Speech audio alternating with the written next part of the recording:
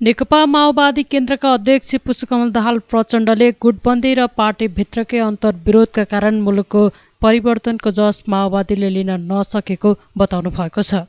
बुधबार काठमाडौँमा पार्टी निकट नेपाल उद्योग व्यवसायी महासङ्घ प्रस्तावितको केन्द्रीय तदर्थ समितिको पूर्ण बैठकलाई सम्बोधन गर्दै प्रचण्डले आजको परिवर्तनको प्रमुख वाहक माओवादी भए पनि गुटबन्दी र पार्टीभित्रका अन्तर्विरोधका कारण त्यसलाई स्थापित गर्न नसकेको बताउनु भएको हो। उहाँले पार्टी र नेतृत्व निर्माणमा परम्परागत मान्यताबाट बाहिर आउन नसकेको समेत बताउनु भयो। पार्टीको केन्द्रीय कमिटीमा समावेशीका साथै बाह्य क्षेत्रको सहभागिता पनि गराउनु पर्ने आफ्नो प्रस्ताव गरेको र त्यसमा समग्र पार्टी गम्भीर रहेको उहाँले बताउनु भयो। त्यस्तै प्रचण्डले अहिले पनि लगातार संविधानमाथि प्रहार भइरहेको भन्दै यसलाई जोगाउन लागि परेको धारणा राख्नुभयो। समाजवाद उन्मुख अर्थतन्त्रलाई ठिक ढङ्गले लागू गर्नका लागि अघि बढ्नुपर्ने उहाँको भनाइ छ। इन्क्लुसिभ डेमोक्रेसीको हिसाबले हाम्रो संविधान एउटा विशिष्ट र युनिक मौलिक खालको संविधानको रूपमा त्यो प्रस्तुत छ। यो प्रयोगमा छ र प्रारम्भिक चरणमा पनि छ। कारण यसका विरुद्ध विभिन्न कोणबाट प्रहार पनि भइराखेका छन् र यसको रक्षाको निम्ति फेरि हामीले विभिन्न रूपले आन्दोलित पनि भइराखेका छौँ। आफ्नो ठाउँबाट मेहनत पनि गरिराखेकै छौँ। गत सालमा हामीले जे देख्यौँ संविधान नै धरापमा पर्ने जस्तो, लोकतन्त्र खास गरी समावेशी लोकतन्त्र नै धरापमा पर्ने स्थिति हामीले अनुभूत गऱ्यौँ र त्यसका विरुद्ध हामीले सडकमा, सदनमा, सबैतिर सङ्घर्षको एउटा नयाँ प्रक्रिया अगाडि बढायौँ र त्यसमा मूलभूत रूपमा हामी सफल पनि भयौँ। तर अहिले पनि समाजवाद उन्मुख अर्थतन्त्रको विकास गर्ने कुरामा सार्वजनिक, निजी र सहकारीको समन्वयात्मक एउटा नयाँ मोडेलको विकास गर्ने कुरामा विवाद र बहस कायमै छ र त्यो मोडेललाई ठिक ढङ्गले विकसित गर्न सकिएको छैन। आजको परिवर्तनको प्रमुख वाहक भनेको पनि माओवादी केन्द्र नै हो। तर हामीले यसबीचमा जति आक्रामक ढङ्गले समाजमा यो चिजलाई स्थापित गर्नुपर्ने हो त्यति गर्न सकिएको छैन। कहिले आफै भित्रको अन्तर्विरोधमा रुमल लिएर, कहिले विभिन्न खालका गुटबन्दी भित्र चाहिँ हराएर हामीसँग भएको क्षमता र शक्तिलाई समाजमा अरू वर्ग तबकाको हैकमलाई कम पार्ने गरी शक्ति परिचालन हामीले गर्न जति सक्नुपर्ने त्यति सकेका छैनौँ। आज यो एकताबद्ध र केन्द्रीकृत भएको कमिटीका तपाईँहरू सबैलाई विभिन्न क्षेत्रको अनुभव प्राप्त भएको छ। तपाईँहरूले ठुल्ठुला व्यवसायी र पुँजीपतिहरूलाई नजिकबाट चिन्नु भएको छ। उनीहरूले गर्ने नकारात्मक क्रियाकलाप कस्ता हुन्छन् र कसरी गर्छन् भन्ने कुरा पनि तपाईँहरूले थाहा पाउनु भएको छ। र राम्रो गर्ने व्यवसायीहरूको स्थिति के छ, देशभक्त राष्ट्रिय स्वाधीनताका पक्षधरहरूको स्थिति के छ भन्ने कुरा पनि तपाईँहरूले नजिकबाट अनुभूत गर्नुभएको छ। त्यसकारण तपाईँहरूको चाहिँ भूमिका आउने दिनमा आक्रामक भनेको मैले नेगेटिभ अर्थमा भनेको होइन, वैचारिक, राजनीतिक, साङ्गठनिक र व्यावसायिक हितका दृष्टिकोणले पनि तपाईँहरू संस्थागत रूपले र आक्रामक ढङ्गले प्रस्तुत हुन जरुरी छ। राष्ट्रिय अर्थतन्त्रका पक्षमा, स्वाधीनताका पक्षमा, समतामूलक समाजको पक्षमा, समाजवाद निर्माणको आधार तयार पार्ने पक्षमा तपाईँहरू दृढताको साथ आक्रामक ढङ्गले प्रस्तुत हुनुभयो भने बिस्तारै र छिटै, धेरै वर्ष लाग्छ भन्ने मलाई लाग्दैन, केही वर्षभित्रै यो संस्था देशको अर्थतन्त्रमा महत्त्वपूर्ण भूमिका खेल्ने संस्थाको रूपमा उब्रिएर आउन सक्छ भन्ने मेरो विश्वास छ। केन्द्रीय समितिको बैठकमा मैले नै के राखेको थिएँ भने हाम्रो पार्टी र नेतृत्व निर्माणको प्रक्रियामा हाम्रो अझै पनि परम्परागत मान्यताबाट हामी बाहिर आएका छैनौँ। विभिन्न क्षेत्रमा महत्त्वपूर्ण भूमिका खेल्ने विज्ञहरू, उद्योग व्यवसायको क्षेत्रमा राम्रो भूमिका खेल्ने व्यवसायीहरू र विभिन्न सामाजिक जीवनका क्षेत्रका इन्जिनियर, डाक्टर अथवा टेक्निसियन यस्ताहरूको पनि केन्द्रीय कमिटीमा प्रतिनिधित्व हुनुपर्छ भन्ने मान्यता अहिले विश्वभरि अगाडि बढेको छ। तर हाम्रो पार्टीले यसलाई जति अग्रगामी ढङ्गले तुरुन्तै आत्मसात गरेर लागू गर्नुपर्ने हो सकिएको छैन। आउने दिनमा यसलाई हामीले अग्रणी भएर भूमिका खेल्नुपर्छ भनेको थिएँ। अस्तिका दिन मात्रै यहाँ लीलाजी यहीँ हुनुहुन्छ, गङ्गाजी यहीँ हुनुहुन्छ, मैले व्यवसायीहरूको पनि समुचित प्रतिनिधित्व भयो भने मात्रै पार्टीले सही आर्थिक नीति, व्यावसायिक नीतिको विकास गर्न सजिलो पर्छ। अब डक्टर, इन्जिनियर वा टेक्निसियनहरू भए भने मात्रै आजको चाहिँ विज्ञान र प्रविधिको नयाँ युगमा त्यसलाई आत्मसात गर्न सजिलो पर्छ। हामी परम्परागत राजनीति र सिद्धान्तका कुरा गर्नेहरूले मात्रै अबको सामाजिक रूपान्तरणको नेतृत्व गर्न सकिँदैन। यो स्पिरिटमा मैले राखेको छु।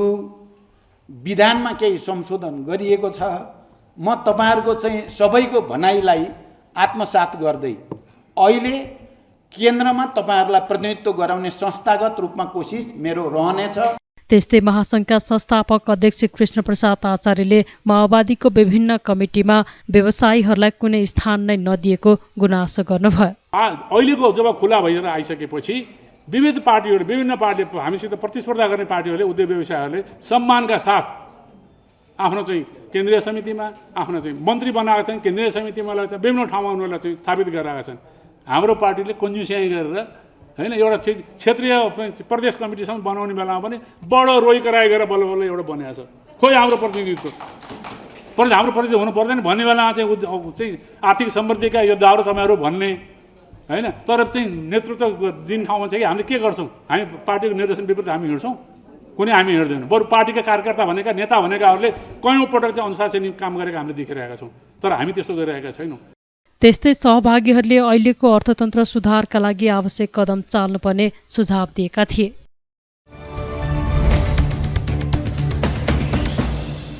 नेपाली कांग्रेसले स्थानीय तहको निर्वाचन केन्द्रित फागुन 29 देखि शुरू हुने निर्वाचन अभियानको कार्यतालिका सार्वजनिक गरेको छ। पार्टी कार्यालयमा बुधबार पत्रकार सम्मेलन गर्दै कांग्रेसले घर घर जाउँ कांग्रेस जिताउँ अभियानको तालिका र उद्देश्य सार्वजनिक गरेको हो। पत्रकार सम्मेलनमा कांग्रेसका प्रवक्ता डाक्टर प्रकाश शरण महतले सबैको काँधमा भारी, सबैको काँधमा जिम्मेवारी भन्ने नारासहित सबै नेता कार्यकर्तालाई आवश्यक जिम्मेवारी दिने बताउनुभयो। उहाँले फागुन 29 देखि चैत्र 29 सम्म चल्ने अभियानका लागि 77 जिल्लामा केन्द्रीय प्रतिनिधि खटाइएको जानकारी दिनुभयो। अभियान अन्तर्गत कांग्रेसको नेतृत्वमा विगतमा हासिल राजनैतिक र आर्थिक उपलब्धि जनसमक्ष विस्तारित रूपमा राख्ने, एमसीसीका बारेमा जनतालाई जानकारी गराउने योजना छ। त्यस्तै केन्द्रबाट निर्धारित अभियानलाई व्यापक रूपमा सफल बनाउन सम्पूर्ण एकता तथा परिचालित हुने र आफ्नो समिति अन्तर्गतका पदाधिकारी र सदस्यहरूलाई सम्बन्धित ओडामा अथवा आवश्यकता अनुरूप फरक फरक ओडामा परिचालन गरिने प्रवक्ता महतले बताउनुभयो। अभियान व्यवस्थित र प्रभावकारी बनाउन पार्टीको सबै तहमा अनुगमन समिति गठन गरिने र समितिले कार्यक्रमको कार्यान्वयन, अनुगमन तथा कार्यान्वयन पश्चातको प्रभाव समेतको विश्लेषण गरेर पार्टीलाई सुझाव दिने उहाँले जानकारी दिनुभयो। 30 गतेको वैशाख 30 गतेको स्थानीय निर्वाचनमा मतदानमा सहभागी भई आफ्नो लोकतान्त्रिक अधिकार प्रयोग गर्न आम मतदाताहरूलाई अपिल तथा माहौल तयार गर्ने यसको लक्ष्य छ र यो लक्ष्य प्राप्तिको लागि हामीले वडा टोलसम्म नै पार्टीका साथीहरूलाई परिचालन गर्ने र पार्टी पङ्क्ति एकताबद्ध भएर चाहिँ खडा हुने र नेपाली कांग्रेसको उम्मेदवारलाई विजय गराउने, यो हाम्रो लक्ष्य हो। हरेक काँधलाई भारी, हरेक हातलाई जिम्मेवारी, अर्थात् कुनै पनि नेपाली कांग्रेसका कार्यकर्ताहरू जिम्मेवारी विहीन नरहुन् भनेर हामीले सम्पूर्ण जति पनि यो प्रदेशदेखि स्थानीय टोलसम्मको संरचना, पार्टी संरचना छ त्यसलाई सम्पूर्ण रूपमा पूर्णता दिने र जिम्मेवारीको बाँडफाँड गर्ने, यसले चाहिँ हाम्रो यो अभियानलाई थप गति दिन्छ। त्यस्तै गरेर नेपाली कांग्रेस पार्टीले अनेकन राजनीतिक आर्थिक उपलब्धि गत समयमा हासिल गरेको छ। त्यसलाई सशक्त ढङ्गबाट नेपाली जनता बीचमा राखेर त्यो पुनर्स्मरण गराउने पनि हाम्रो लक्ष्य छ। त्यस्तै गरेर कुन परिवेशमा नेपाली काङ्ग्रेस पार्टी फेरि सत्तामा आयो, जुन असंवैधानिक कदम ओलीजी नेतृत्वको सरकारले गर्यो, त्यो असंवैधानिक कदमलाई सच्याएर पार्टी यो देशलाई एउटा ठिक बाटोमा अगाडि बढाउनको लागि र यो व्यापक रूपमा त्यस बखत जुन भ्रष्टाचार भएको थियो त्यसलाई पनि रोक्नको लागि हामीले यो सत्तामा जाने निर्णय गर्यौँ। त्यसै हुनाले सँगसँगै यो 3 वर्षको जुन असंवैधानिक कदम र भ्रष्टाचारको पनि लेखाजोखा नेपाली जनताले गर्नुपर्छ र त्यो सुसूचित गर्ने काम हाम्रो हो। त्यो पनि यसको मूल लक्ष्य हो। त्यस्तै गरेर नेपाली काङ्ग्रेस पार्टीको नेतृत्वमा आदरणीय शेरबहादुर देउवा प्रधानमन्त्री भएपछि जुन कोभिडको संक्रमण व्यापक रूपमा देशमा फैलिएको थियो, बन्दाबन्दीको अवस्था थियो, त्यसलाई समाप्त पारेर 70% नागरिकहरूलाई खोप दिलाइसकेको र चाहिँ यो जुन दोस्रो चरणको जुन कोभिड संक्रमण थियो त्यसको पनि हामीले चाहिँ प्रभावकारी ढङ्गबाट सरकारले जुन व्यवस्थापन गर्यो, यो कुरालाई पनि हामीले जनता समक्ष लिएर जान्छौँ र अझै यसबाट हुने जुन सम्भावित संक्रमण छ त्यसका प्रति सचेत गराउने काम पनि हामी गर्छौँ। र पछिल्लो समयमा जुन एमसीसी को सम्बन्धमा व्यापक रूपमा दुष्प्रचार गरियो, भ्रम फैलाइयो, सोझा सरल नेपाली नागरिकहरूमा त्यसको यथार्थभन्दा पनि भ्रमको खेती गरेर जुन किसिमको एउटा जनमत बनाइयो त्यसलाई चाहिँ चिर्ने काम पनि हामी गर्छौँ र हाम्रै पार्टीको नेतृत्वको सरकार नेपाली काङ्ग्रेसका सभापति प्रधानमन्त्री हुँदा उहाँको सुझबुझपूर्ण नेतृत्वको कारण समग्र प्रतिपक्ष लगायत गठबन्धन दल बीचमा रहेको जो अनेकन खाले विरोधाभासपूर्ण परिस्थिति थियो त्यसलाई पनि अन्त गरेर एउटा राष्ट्रिय सहमति करिब बृहत्तर राष्ट्रिय सहमतिको अवस्था हामीले चाहिँ सिर्जना गर्न सक्यौँ र तैपनि भ्रमको खेती गर्ने प्रवृत्तिहरू विद्यमान छ। त्यो प्रवृत्तिलाई चिर्ने काम पनि हामी गर्छौँ र यो उद्देश्य प्राप्तिको लागि 77 जिल्लामा 77 जना केन्द्रीय सदस्य साथीहरू प्रतिनिधि भएर चाहिँ जाँदै हुनुहुन्छ। यो भोलिदेखि नै उहाँ पर्सिदेखि नै पर्सि त जिल्ला कमिटीको मिटिङ नै राख्नुहुन्छ र त्यसपछि अब 29 गते हरेक जिल्लामा यो हामी शुभारम्भ गर्छौँ। यो अभियानको शुभारम्भ हामी गर्छौँ र यो केन्द्रीय प्रतिनिधिहरूको मूल जिम्मेवारी सम्पूर्ण पार्टी पङ्क्तिलाई, स्थानीय पार्टी पङ्क्तिलाई अभिप्रेरित गर्ने, प्रभावकारी ढङ्गबाट परिचालन गर्ने र केन्द्रको निर्देशनलाई चाहिँ स्पष्ट रूपमा व्याख्या विश्लेषण गर्ने, यो कुरा चाहिँ केन्द्रीय नेतृत्वबाट हुन्छ। पत्रकार सम्मेलनमा कंग्रेसका उपसभापति पूर्णबहादुर खड्काले 30 वैशाखको स्थानीय तह निर्वाचनमा गठबन्धन गर्ने वा नगर्ने विषय पार्टीको केन्द्रीय कार्यसमितिले निर्णय गर्ने बताउनुभयो। केन्द्रीय समिति बैठकले निर्णय नगर्दासम्म कंग्रेसका कार्यकर्तालाई गठबन्धनको विषयमा कुनै निर्देशन वा आग्रह नगरिने उहाँले बताउनुभयो। गठबन्धनको विषयमा निर्वाचनको प्रक्रियाको छलफलको क्रममा हाम्रो पार्टीको केन्द्रीय कार्यसमितिको बैठक बस्छ, कार्य सम्पादन समितिको बैठक बस्छ। कार्य समितिको बैठकले चुनावका बारेमा, चुनावी तालमेलका बारेमा, चुनावी गठबन्धनका बारेमा व्यापक छलफल गरेर एउटा निष्कर्षमा आइपुग्छ। पार्टीको त्यो निष्कर्षभन्दा अगाडि अहिले गठबन्धन हुन्छ कि हुन्न, तालमेल हुन्छ कि हुन्न भनेर छलफलको विषय हामी बनाउँदैन। त्यो चाहिँ के भन्दा इमेच्योर हुन्छ, अपरिपक्व छलफल हुन्छ। त्यसैले पार्टीको केन्द्रीय कार्य समिति, कार्य सम्पादन समितिको बैठक बस्छ। त्यो बैठकमा व्यापक छलफल हुन्छ। जसरी एमसीसीमा काङ्ग्रेस सर्वसम्मतिले एउटा निर्णय पुग्यो। त्यसै गरी यो चर्चामा आएको गठबन्धन चुनावी तालमेलको विषयमा सर्वसम्मतिले हामी एउटा निर्णय गर्छौँ र त्यो निर्णय लिएर जनताको बिचमा जान्छौँ। यसबाहेक यसमा चाहिँ काङ्ग्रेस अलमलि पक्षमा छैन। अभियान अन्तर्गत नै भातृ र शुभेच्छुक संस्थाले आफ्नो संगठनको प्रकृति अनुसारको संरचना स्थानीय तहको ओडासम्मको संरचनालाई अभियानको अवधिमा पूर्णता दिने कांग्रेसले जनाएको छ।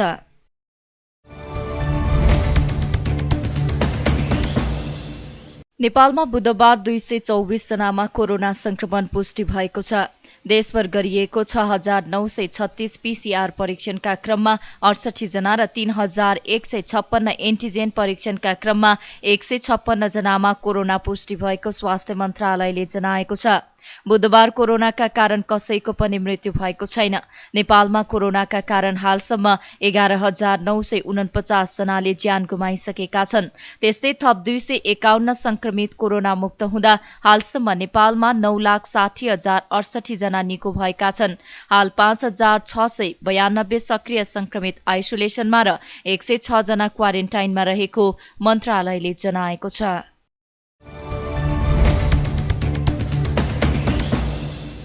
नेपाल निर्माण व्यवसाय महासंघको 23औं साधारण सभा तथा 12औं अधिवेशन फागुन 27 देखि 29 गतेसम्म काठमाडौँमा हुने भएको छ। महासंघले बुधबार काठमाडौँमा पत्रकार सम्मेलन गर्दै साधारण सभा तथा अधिवेशनको उद्घाटन प्रधानमन्त्री शेरबहादुर देउवाले गर्ने तय भएको जनाएको छ।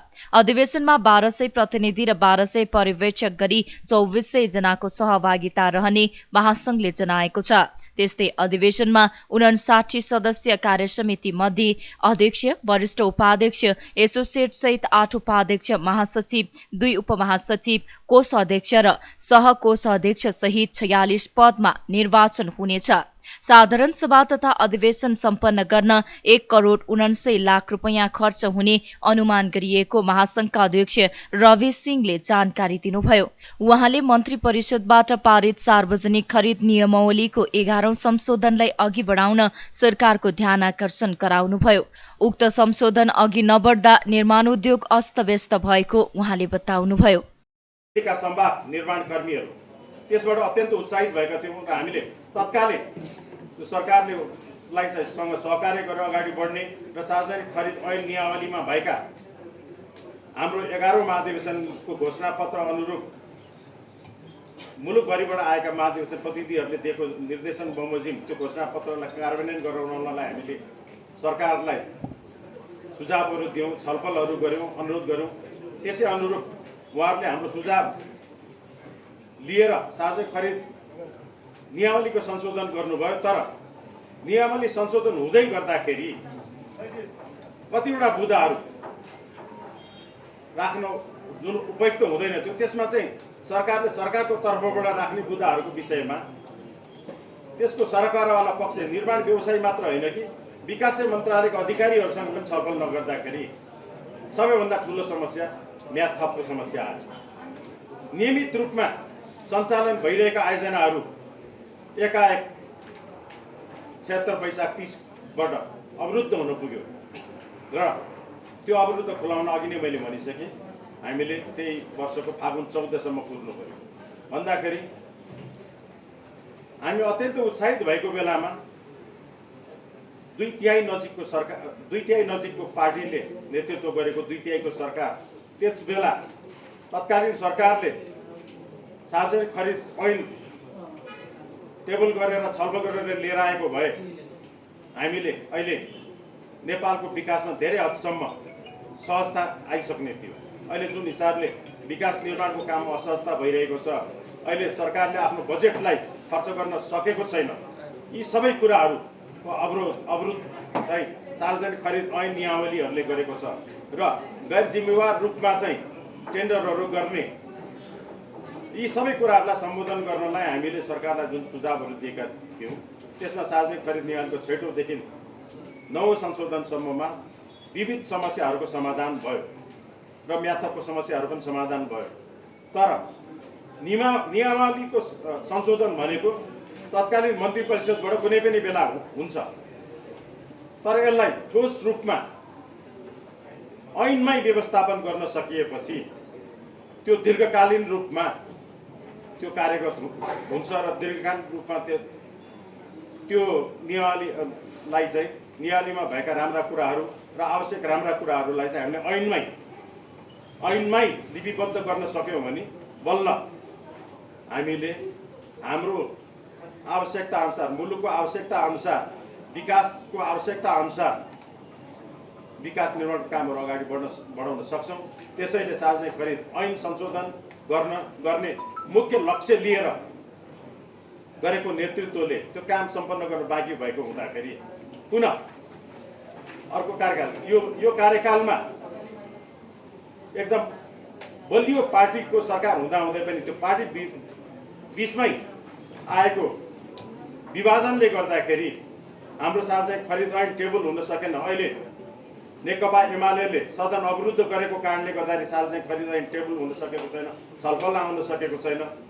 त्यही भएर त्यसलाई चाँडोभन्दा चाँडो छलफलमा ल्याउनको लागि म प्रतिपक्षी दलका आदरणीय नेताजीहरूलाई पनि म अनुरोध गर्न चाहन्छु, तपाईहरूले सदन अवरुद्ध गरेको कारणले गर्दाखेरि निर्माण उद्योग समस्याग्रस्त भएको छ, सार्वजनिक खरिद ऐन संशोधन हुन पाएको छैन। त्यसलाई चाँडोभन्दा चाँडो संसदको चाहिँ व्यवधानलाई हटाएर सार्वजनिक खरिद ऐन संशोधन गर्ने प्रक्रियालाई अगाडि बढाइदिन म सम्मान्य प्रधानमन्त्रीज्यू र सम्पूर्ण अरू राजनीतिक दलहरूलाई पनि म अनुरोध गर्छु र यिनै कारणहरूले गर्दाखेरि पुनः दोहोऱ्याउनु पर्ने आवश्यकता भएको म निवेदन गर्न चाहन्छु।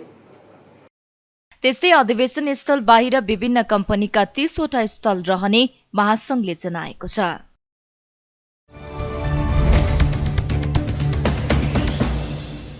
गृहमन्त्री बालकृष्ण खाँडको पहलमा नेपाल नागरिकता ऐन 2063लाई संशोधन गर्न बनेको विधेयकमा सहमति जुटाउन छलफल भएको छ।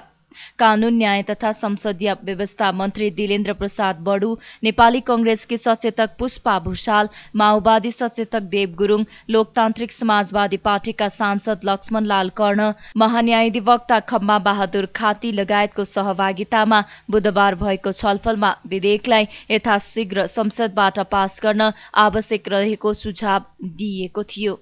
छलफलका सहभागीहरूले विधेयकलाई सदनमा प्रतिनिधित्व गर्ने सबै राजनीतिक दलहरू बीचको सहमतिमा टुङ्ग्याउनुपर्ने बताएका थिए। छलफलका क्रममा गृहमन्त्री खाँडले नागरिकले आफ्नो मुलुकको नागरिकता प्राप्त गर्नु उसको मूल अधिकार भएको बताउनु भएको थियो। गृहमन्त्री खाँडले सरकार सदनमा प्रतिनिधित्व गर्ने राजनीतिक दलहरूको सहमतिमा विधेयक पेश गर्ने पक्षमा रहेको बताउनुभयो। छिटो गर्न सकियोस् र नागरिकता नपाएका नेपाली युवतीहरूले चाँडो नागरिकता पाउन्, हामी सबैको सदिच्छा रहेको छ र त्यसका लागि अब सहमति जुटेर यो अगाडि बढाउने हाम्रो चाहना हो। अब सहमतिका लागि आवश्यक पर्यो भने फेरि पनि छलफल हुन्छ र शीर्ष तहमा पनि उच्च नेताहरूको उच्च तहमा पनि सरकारले यसलाई गम्भीरतापूर्वक नै छलफल गर्छ र खास गरेर सदनमा भएको अवरोध कारणले पनि अवरोध खोलिहाल्ला, त्यसपछि यसलाई व्यापक छलफल गर्ने वातावरण बन्ला र छलफलको वातावरण बनिसकेपछि यसमा सहमति जुट्ला भन्ने नै हाम्रो प्रतीक्षा थियो।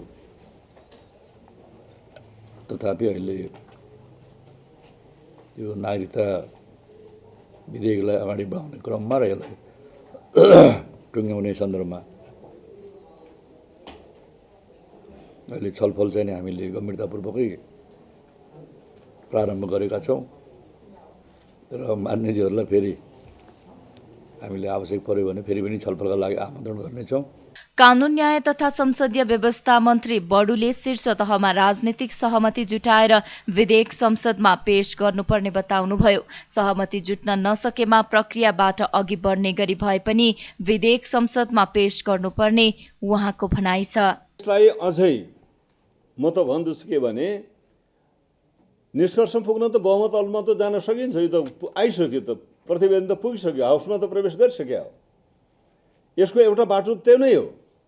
तर त्यो बाटो ठिक हो कि होइन भन्ने कुरा पार्टीहरूको बिचमा एकपटक फेरि बस्नु आवश्यक छ। हामीले पनि त्यो ठान्यौँ। त्यसकारण नोट अफ डिसिसन त्यही ढङ्गले त्यही स्पिरिटमा हामीले यो नोट अफ डिसिसन पनि ल्याएको हो। त्यसकारण यसले ल्याउने सामाजिक समस्याहरू, यसले ल्याउने सांस्कृतिक क्षेत्रका समस्याहरू हामीले पर्याप्त ध्यान दिन सकेनौँ भने यसले पनि हुनसक्दछ हामी भोलि पस्ताउने विषय समयमा छलफल किन नगर्ने, भोलिको विषयलाई भने अलि टाढा हेरेर पनि हामीले छलफल गर्न बस्नुपर्छ, एउटा जिम्मेवारीका साथ यसलाई टुङ्ग्याउनुपर्छ है भन्ने ढङ्गको सहमति हाम्रो पनि त्यसरी भइसकेपछि हामीले नोट अफ डिसिसन राख्यौँ र त्यो डिसिसन त अहिले पनि यहाँ छँदैछ। र अहिले पनि हाम्रो भनाइ के हो भने यसलाई धेरै ठुलो विवादको विषय बनाएर अहिले हामीले जानुभन्दा पनि सबै पार्टीहरूको शीर्ष तहमा फेरि पनि यसलाई छलफल गरेर एउटा सहमति साथ अगाडि बढाउँदा मात्रै विवाद रहित हुन्छ र अन्य विषय फेरि छलफलमै लैजाउँला र निर्वाध ढङ्गले मात्रै यसलाई टुङ्ग्याउँ, विवाद रहित बनाऊँ, विवाद रहित ढङ्गले अहिलेको कानुनलाई अन्तिम रूप दिउँ। यदि नदिने हो भने विवादको समय धेरै वर्षौँ राख्ने हो भने धेरै ठुलो समस्या आइसक्यो। यो अङ्गीकृत वैवाहिक अङ्गीकृत समस्या भन्दा पनि झन् विकराल समस्या त नागरिकताविहीन अहिले जो जन्मसिद्ध नागरिकका र अङ्गीकृत नागरिकता पनि बच्चाहरू नागरिकताविहीन बनेका छन्। उनीहरूको त पढाइदेखि लिएर उनीहरूको जागिर खानेदेखि लिएर विदेश जाने रोजगारीका निमित्तदेखि लिएर आफ्नो व्यवसाय चलाउन नसक्ने भए, ब्याङ्क खाता खोल्न नसक्ने भयो। यसको समस्या किन नहेरिदिएको भनेर जुन आवाज उठिरहेको छ त्यसलाई ध्यान दिन अझ जरुरी भएको छ। नेपाली कांग्रेसकी सचेतक पुष्पा भुषालले संविधानले दिएको नागरिकता प्राप्त गर्ने अधिकारलाई कार्यान्वयन गर्ने गरी विधेयकलाई अगाडि बढाउनु पर्ने बताउनुभयो।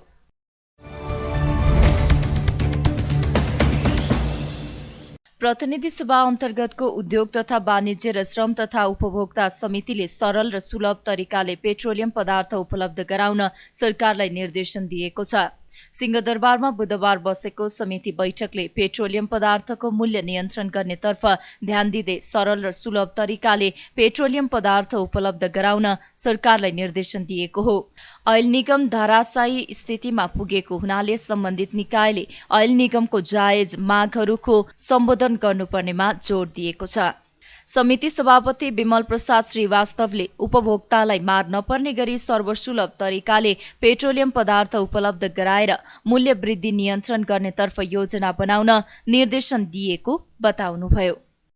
उपभोक्तालाई मार नपर्ने गरी र सुलभ तरिकाले पेट्रोलियम पदार्थहरू उपलब्ध होस् र यसको लागि ऐल निगम पनि आफ्नो धराइसुन्ने स्थितिमा भएको हुनाले सम्बन्धित निकायलाई ऐल निगमको जुन जायज मागहरू हुन् त्यसलाई पनि उनीहरूले व्यवस्था गरोस् भन्ने यो समितिको ठहराहरू छ। यो समितिलाई हामी सम्बन्धित निकायलाई पनि हामी यही निर्देशन बनाउँछौँ र यहाँहरूलाई के निर्देशन दिन चाहन्छु भने उपभोक्तालाई अहिले सरल र सुलभ तरिकाले उपभोक्ताले चाहिँ पेट्रोलियम पदार्थ उपलब्ध होस् र सक्दोमा मूल्य नियन्त्रण होस्। हामीले जनताको भाषा बोल्नै पर्छ है, त्यस कारणले त्यसतर्फ यहाँहरूको ध्यान जाओस्। बैठकमा निमित्त कार्यकारी निर्देशक सुशील भट्टराईले अन्तर्राष्ट्रिय बजारमा पेट्रोलियम पदार्थको मूल्य बढेकाले नेपालमा यसको असर परेको बताउनुभयो। उहाँले 15-15 दिनमा नयाँ मूल्य प्राप्त हुने र यसले गर्दा निगम थप भारमा परेकाले समयमा नै भारतलाई बक्यौता बुझाउन पनि समस्या देखिएको धारणा राख्नुभयो।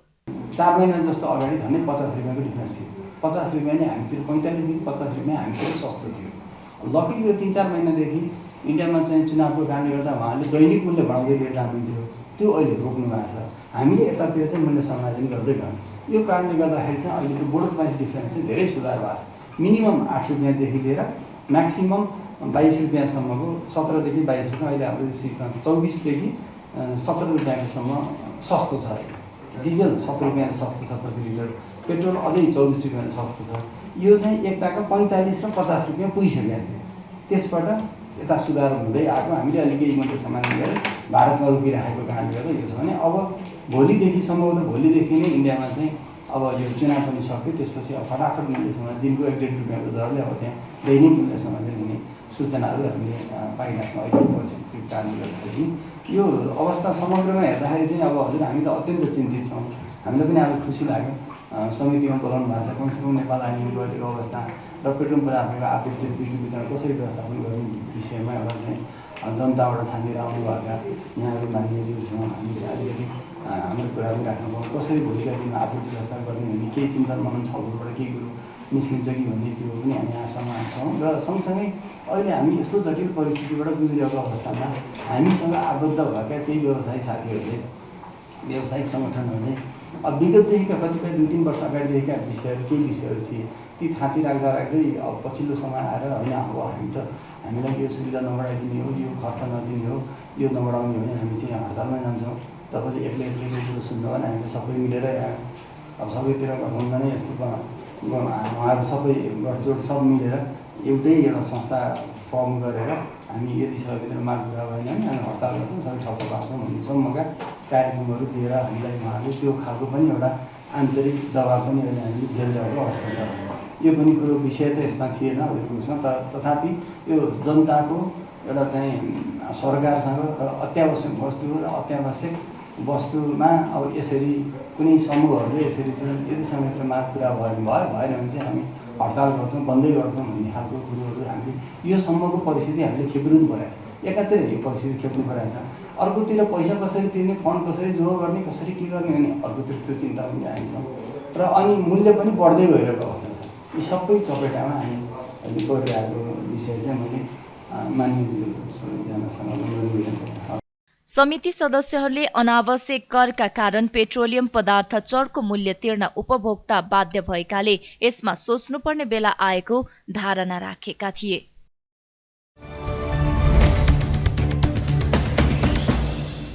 भारत सरकारको आर्थिक सहयोगमा मध्य प्रदेशका सर्लाही, रौतहट र सप्तरी जिल्लाका विपन्न घर परिवारलाई ग्यास चुलो, सिलिन्डर सहितका सामग्री वितरण गरिने भएको छ। भारत सरकारले 2,04,90,000 रुपैयाँ अनुदान सहयोग उपलब्ध गराई मध्य प्रदेशका 3 जिल्लामा 3,000 वटा एलपी ग्यास चुलो तथा सिलिन्डर उपलब्ध गराइने भएको हो। भारत नेपाल विकास सहकार्य कार्यक्रम अन्तर्गत ग्यास र चुलो वितरण गर्न लागि हो। ग्यास र चुलो वितरणका लागि भारतीय राजदूतावास र नेपाल भारत महिला मैत्री समाजबीच सम्झौता भएको छ। यो योजना भारत स्वतन्त्र भएको 75 वर्षको उत्सव मनाउन भारत सरकारले अघि सारेको आजादीका अर्मत महोत्सव अन्तर्गत यस वर्ष नेपालमा उद्घाटन गरिने 75 वटा परियोजना मध्येको एक भएको बताइएको छ। दाउरा, कोइला, गुइठा जस्ता परम्परागत इन्धनमा निर्भर ग्रामीण क्षेत्रका घर परिवारसम्म ग्यासको पहुँच विस्तार गर्ने उद्देश्यले भारत सरकारले यो परियोजना ल्याएको हो। सन् 2003 यता भारतले नेपालमा स्वास्थ्य, शिक्षा, खानेपानी तथा सिंचाई विद्युतीकरणका क्षेत्रमा 523 भन्दा बढी परियोजना अघि बढाइसकेको छ, जसमध्ये 467 वटा सम्पन्न भइसकेका छन्।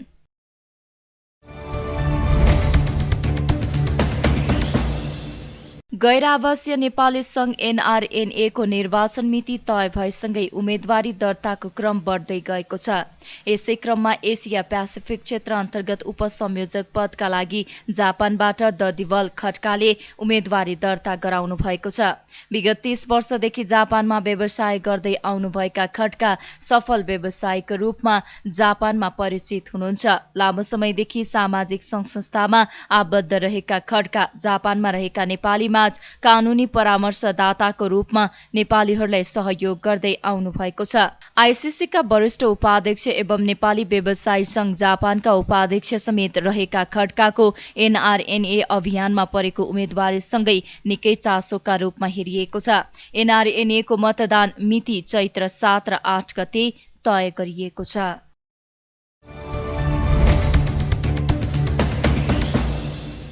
नेकपा एकीकृत समाजवादीका अध्यक्ष माधव कुमार नेपालले आगामी स्थानीय तहको निर्वाचनमा गठबन्धन बीच सहकारी हुने दावी गर्नुभएको छ। बुधबार काठमाडौँमा सुरु समाजवादीको केन्द्रीय कमिटी बैठकलाई सम्बोधन गर्दै अध्यक्ष नेपालले चुनावको तयारीको सन्दर्भमा गठबन्धन दलहरूसँग पनि कुराकानी भइरहेको र मिलेर जाने सहमति भएको बताउनु भएको हो। उहाँले अब सिङ्गो पार्टीको ध्यान स्थानीय तह निर्वाचनमा केन्द्रित हुने बताउनुभयो। गठबन्धन दलहरू बीचको गठबन्धन तोड्नका लागि भयङ्कर षड्यन्त्र भएको र उक्त षड्यन्त्रहरूलाई बेफल पारिएको उहाँको भनाइ छ। अध्यक्ष नेपालले पार्टीको अनुशासन र विधिहरू पालना गर्नुपर्ने भन्दै अराजकतालाई पार्टीभित्र स्वीकार गर्न नसकिने उल्लेख गर्नुभयो। त्यस्तै उहाँले आफूहरूले निर्माण गरेको एमालेलाई केपी ओलीले कब्जा गरेका कारण विद्रोह गर्नु परेको धारणा राख्नुभयो। अध्यक्ष नेपालले आफ्नो पार्टीलाई जनताको आकाङ्क्षा अनुरूप नै अघि बढाउनु पर्ने बताउनुभयो। हामीले तत्कालीन पार्टी नेकपा एमालेबाट विद्रोह गर्नुपर्ने स्थिति बन्यो। हामीले निर्माण गरेको त्यो पार्टी आज केपी ओलीको कब्जामा पुगेको छ। यो ख्याल राख्नुपर्छ। त्यो केपी ओलीको र त्यो गुटको कब्जामा पुगेको छ। त्यो कब्जामा पुगिसकेको पार्टीमा रहिरहने अवस्था बनेन। फलस्वरूप हाम्रो सामु दुईटा विकल्प थिए, कि त आत्मसमर्पण गर्नु कि त विद्रोह गर्नु। केपी ओलीका दक्षिणपन्थी विचारका सामु, व्यक्तिवादी प्रवृत्तिका सामु, निरङ्कुश शैलीका सामु र राष्ट्रिय आत्मसमर्पणवादी प्रवृत्तिका सामु कि त हामीले आत्मसमर्पण गर्नु पर्थ्यो, उनको आदेश तामेल गर्नु पर्दथ्यो, होइन भने हामीले त्यसको अर्को विकल्प रोज्नु पर्थ्यो। हामीले दक्षिणपन्थी अवसरवादी बाटो अस्वीकार गर्यौँ। हामीले क्रान्तिकारी धारमा अगाडि बढ्ने सङ्कल्प गर्यौँ। कमसानको क्रान्तिकारी धारलाई जोगाउने, अगाडि बढाउने आँट गर्यौँ र आँट गरेर विद्रोहको बेगुल फुक्यौँ। लोकतन्त्रको सवालमा होस्, गणतन्त्रको सवालमा होस् या जनजीविकाको सवालमा होस्, सामाजिक न्यायको विषयमा होस्, समानताको विषयमा होस्, समाजको आर्थिक, सामाजिक, सांस्कृतिक रूपान्तरणको विषयमा होस्, यी सबै विषयहरूमा हाम्रो कार्यशैलीमा होस्, हाम्रो आचरण र व्यवहारमा होस्, यो सबैमा हामीले नितान्त जन अपेक्षा अनुरूप नै अगाडि बढ्नुपर्छ।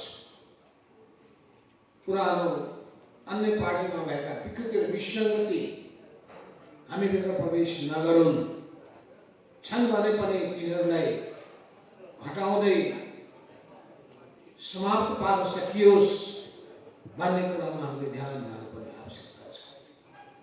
हामीले ध्यान पुर्याउनु पर्ने आवश्यकता छ। प्रत्येकले आफूलाई, आफूमा रहेका कमजोरीलाई महसुस गर्नुपर्छ।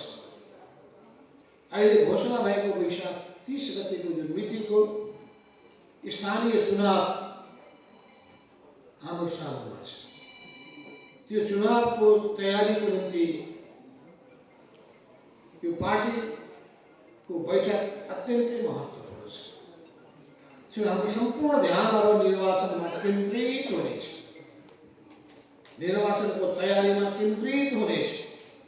निर्वाचनको निम्ति नै सङ्गठन, निर्वाचनको निम्ति नै शक्तिको परिचालन, निर्वाचनको निम्ति नै योजनाको निर्माण, सिङ्गो पार्टी शक्तिलाई उपयुक्त हिसाबले जिम्मेवारी प्रदान गरेर अगाडि बढाउनु पर्ने आवश्यक।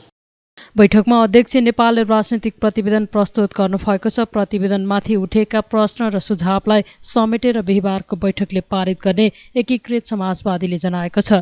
प्रतिवेदनमाथि छलफल गर्न विभिन्न समूह बनाइएको र बिहिबार 11 बजे बस्ने बैठकमा निष्कर्ष प्रस्तुत हुने नेताहरूले जनाएका छन्।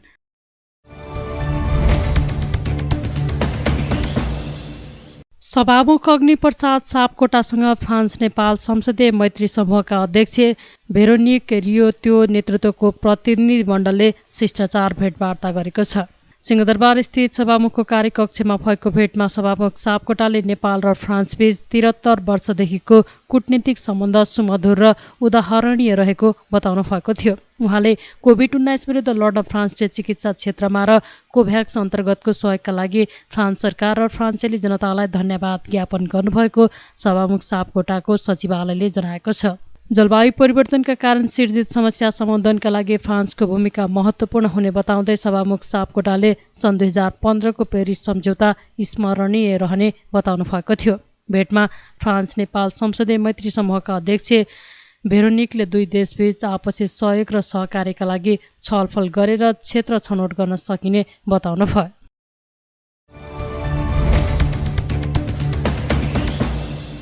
सञ्चार तथा सूचना प्रविधि मन्त्री ज्ञानेन्द्र बहादुर कार्कीले प्रेस स्वतन्त्रताको सम्मान गर्दै जनतालाई सुशासनको प्रत्याभूति गराउने कुरामा सरकार प्रतिबद्ध रहेको बताउनु भएको छ। बुधबार काठमाडौँमा नेपाल पत्रकार महासङ्घले आयोजना गरेको कार्यक्रममा सञ्चार मन्त्री कार्कीले संविधानले परिकल्पना गरेको अभिव्यक्ति तथा प्रेस स्वतन्त्रतालाई मर्यादित गराउने पक्षमा सरकार रहेको भन्दै त्यसलाई अङ्कुश लगाउने कल्पना पनि सरकारले गर्न नसक्ने बताउनु भएको हो।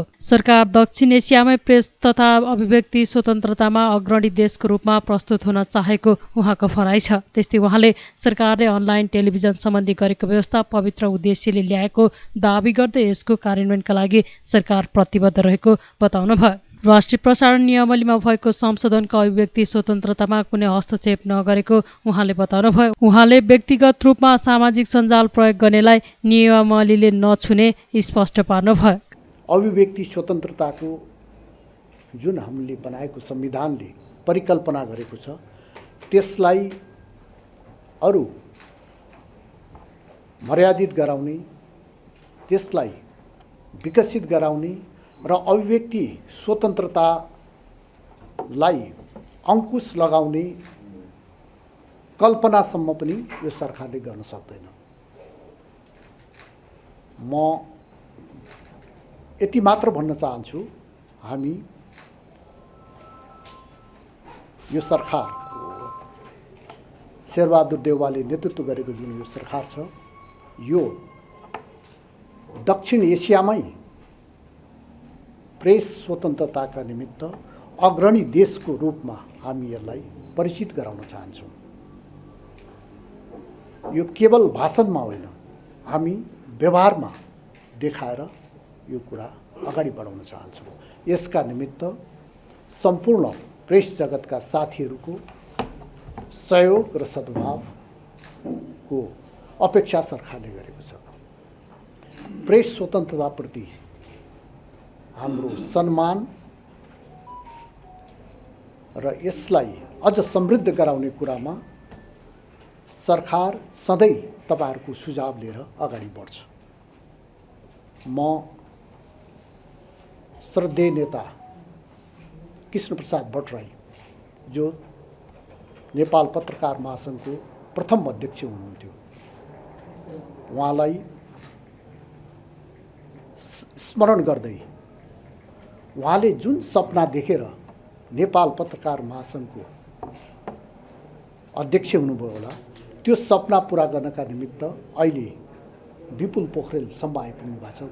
भोलि यो निरन्तरता रहनेछ र त्यो सपनालाई पुरा गराउने, देशमा पूर्ण प्रेस स्वतन्त्रता रहने, देश कानुनी शासनले सञ्चालित हुने र जनताले सुशासनको प्रत्याभूति गराउने काममा यो सरकारले काहीँ कतै कसैसँग कुनै विषयमा तर यदि नभनिकन अगाडि बढ्ने कुरा पनि म यहाँहरूलाई निवेदन गर्न चाहन्छु। युट्युब, भाइबर, फेसबुक, इन्स्टाग्राम र ट्विटरको बारेमा जुन कुराहरूको बहस भइराखेको छ त्यसका सम्बन्धमा म थोरै कुरा राख्न चाहन्छु। सामाजिक सञ्जाल युट्युब, भाइबर, फेसबुक, इन्स्टाग्राम, ट्विटरको प्रयोग मार्फत यसको प्रयोगकर्ताहरूले आफ्नो विचार, अभिव्यक्ति स्वतन्त्रताको उच्चतम प्रयोगलाई हाम्रो संविधान कानुनले सधैँ प्रोत्साहन गर्दछ। हाल नेपाल सरकारबाट जारी भएको राष्ट्रिय प्रसारण नियमावली 11औं संशोधनले नागरिकको अभिव्यक्ति स्वतन्त्रतालाई प्रोत्साहन गरेको छ। हाल आइसिटीको बढ्दो प्रयोग र इन्टरनेटको प्रयोगको विविधताका कारण कतिपय प्रसारणजन्य गतिविधिहरूलाई हाल विद्यमान प्रसारण ऐन नियमावलीले नमिच्ने र उक्त प्रसारणजन्य गतिविधिसँग जोडिएको आर्थिक गतिविधिहरूलाई पनि नियमनको दायरामा ल्याउनु पर्ने भएकोले राष्ट्रिय प्रसारण नियमावलीलाई समय सापेक्ष बनाई संशोधन गरिएको हो। युट्युब जस्ता डिजिटल प्लेटफर्मको प्रयोग गरी निश्चित समय तालिका बनाई कार्यक्रम प्रसारण गर्ने र विज्ञापन लिई आर्थिक क्रियाकलाप पनि गर्ने जस्ता विषयहरूलाई यस नियमावलीले नियमनको दायरामा ल्याएको भए तापनि स्वतन्त्र रूपमा आफ्ना विचार अभिव्यक्ति राख्ने उक्त सञ्जालको प्रयोगकर्ता मार्फत आर्थिक क्रियाकलाप नगर्ने आम प्रयोगकर्ताहरूका लागि यस नियमावली अन्तर्गत नपर्ने विषय सबैलाई जानकारी म गराउन चाहन्छु। कार्यक्रममा पत्रकार महासङ्घका अध्यक्ष विपुल पोखरेलले नियमावलीको संशोधनका केही विषयमा महासङ्घले आफ्नो चासो र चिन्ता व्यक्त गरेकाले तत्काल आवश्यक सम्बोधनका लागि माग गर्नुभयो। उहाँले नियमावलीका विषयमा देखिएका अन्योलतालाई सरकारले अन्त्य गर्नुपर्ने धारणा राख्नुभयो। प्रेस स्वतन्त्रतालाई सङ्कुचन गर्ने कल्पना पनि गर्दैन भनेर मैले जुन प्रतिबद्धता व्यक्त गरेको म त्यो प्रतिबद्धताको उच्च सम्मान गर्न चाहन्छु र त्यही प्रतिबद्धताका जगमा उनीहरू आफ्ना सबै कर्महरू हुन सकुन् म त्यो आग्रह पनि गर्न चाहन्छु। केही कुराहरू मन्त्रीजीले प्रश्न पारिसक्नु भएको छ। यद्यपि यो भर्खरै यो जुन संशोधन राष्ट्रिय प्रसारणको संशोधन भएको छ त्यसले अन्योलता थपेको छ। त्यसलाई हामीले यसरी प्रश्न पार्ने भनेर मन्त्रीजीको कुराहरू त आएको छ, म त्यसलाई स्वागत गर्न चाहन्छु। तर यो संशोधित ऐनको व्यवस्थालाई हेर्ने हो भने अब नागरिकहरू अनलाइन मार्फत र इन्टरनेट मार्फत आफूलाई चाहिँ तपाईँको संसारसँग साक्षात्कार गराउने भन्दा पनि इन्टरनेट मेरो नामबाट खुल्छ कि भनेर चाहिँ भाग्ने स्थितिको चाहिँ तपाईँको खतरा त्यो प्रावधानले नयाँ प्रावधानले गरेको छ। ठिकै त्यो अवस्थाको अन्त्य मन्त्रीजीको जुन प्रतिबद्धता रह्यो त्यो संशोधन फेरि तत्काल संशोधन गरेर त्यसलाई थप स्पष्ट पार्न जरुरी छ। इन्टरनेटको प्लेटफर्मबाट नियमित प्रसारण हुने श्रव्य दृश्य सामग्री प्रवाह गरे बापत चाहिँ गर्ने कुरालाई अनलाइन टेलिभिजन भनिन्छ भन्ने र अनलाइन टेलिभिजनलाई चाहिँ तपाईँको दर्ता स्वरूप 5 लाख राख्ने भन्ने हो भने त एउटा कुनै सामान्य कुरा पनि हामीले श्रव्य दृश्य सामग्री निर्माण गरेर इन्टरनेटमा हामीले चाहिँ अपलोड गऱ्यौँ भने त्यसलाई त्यो व्याख्याले रोक्न सक्ने ठाउँ देखियो। त्यो रोक्न सक्ने ठाउँ नरहने गरी थप स्पष्ट व्याख्या नियमावलीमै होस् भन्ने हाम्रो कन्सर्न हो। यो हामीले विज्ञप्ति मार्फत पनि भनेका छौँ, मन्त्रीजीलाई अस्ति हामी भेटेर पनि भनेका छौँ, आज उहाँले त्यो प्रतिबद्धता पनि जनाउनु भएको छ। त्यो यो नियमावलीमा संशोधन होस् भन्ने म आग्रह गर्न चाहन्छु। दोस्रो कुरा, हामीले संसदमा के अरे दर्ता भएका र कतिपय मन्त्रालयमा रहेका प्रेस सम्बन्धी विभिन्न कानुनहरूको सन्दर्भमा हाम्रो रिजर्भेसनहरू छन्। त्यो कानुन त जस्ताको तस्तै पास भएमा पत्रकार महासङ्घले आन्दोलन गर्नुपर्ने अवस्था छ। त्यस्तै महासङ्घले साना तथा स्वरोजगारमूलक सञ्चार माध्यमलाई जोगाउनका लागि लोक कल्याणकारी विज्ञापनमा 50% वृद्धि गर्न आग्रह गरेको छ भने पत्रकारको दक्षता अभिवृद्धिका लागि गठन गर्ने भनिएको आम सञ्चार प्रतिष्ठान तत्काल गठन गर्नका लागि पनि माग गरेको छ।